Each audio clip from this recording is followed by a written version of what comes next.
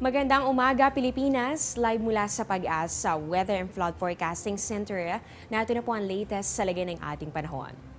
Severe Tropical Storm Karina lalo pang lumakas at ngayon nasa bahagi na ng Balintang Channel. Alas 10 kagabi huli po yung namataan ng Pag-asa sa layong 85 kilometers west-northwest ng Apari, Cagayan. Katumbas din naman ito ng layong 80 kilometers northeast ng Lawag City. Taglay na po nito ang lakas ng hangin nga abot ng 100 kilometers per hour at pabugsong papalo naman ng 130 kilometers per hour. Inaasahan natin ang pagkilos nito ay pa-northwest pa rin sa bilis na 20 kilometers per hour. At kung mapanatili ang taglay na bilis at direksyon ayon kay Pag-asa Weather Forecaster Hener Kitlong, posible po yan lumabas ng Philippine Area of Responsibility mamaya po yan between 8 to 10 in the morning.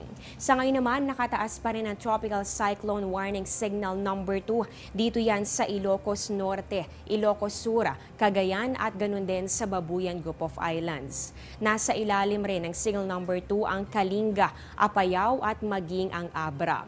Dito posibleng maranasan ang lakas ng hangin nga abot ng 61 to 120 kilometers per hour sa loob po yan ng 24 oras. Nakataas naman ang signal number 1 dito sa Batanes Group of Islands, La Union, Pangasinan at Benguet. Kasama rin dito ang Ifugao, Mountain Province, Nueva Vizcaya at Isabela.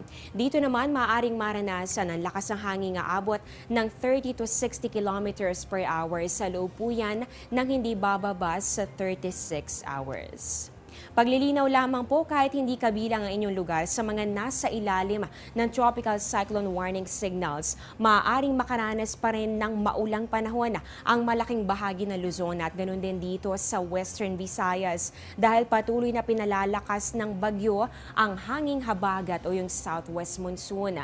So kahit makalabas na po ng parang bagyo, mararamdaman pa rin natin ang epekto ng hanging habagat lalong-lalo na dito sa Calabarzon, Mimaropa, pati na rin po dito sa may Central Luzon at natitirang bahagi pa ng Northern Luzon.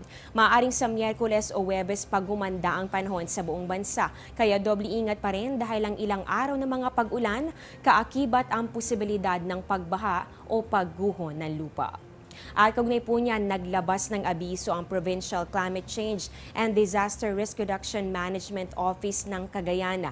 Ayon po dito, sa unti-unting pagtaas ng level ng tubig sa mga ilog, inaalerto ang mga residente sa panganib ng pagbaha sa low-lying areas gaya na lamang ng Tugigaraw, ganun din po sa Enrile, Solana, Igig, Amulong at ganun din sa Alcalá.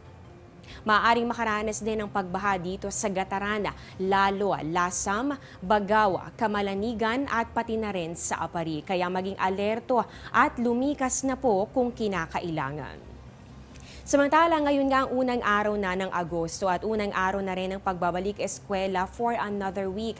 Pero dahil po sa masamang panahon na dala ng bagyo, suspendido ang mga klase sa lahat ng antas sa Cagayan, kasama rin dito sa Mancaya, Benguet at maging dito sa Abra. Wala rin pasok ngayong araw ang preschool to high school level dito sa Isabela at ganun din sa Dagupan. At para sa may mga katanungan tungkol sa class suspensions, maaari po kayong makipag-ugnayan sa inyong local government unit. Yan po ang latest mula dito sa Pag-asa. Abangan niyo po ang susunod naming update. Mamaya po yung alas 5:30 ng umaga sa People's Television o sa Channel 4. Ito po ang Panahon TV kung saan walang pinipiling panahon ang pagbibigay impormasyon.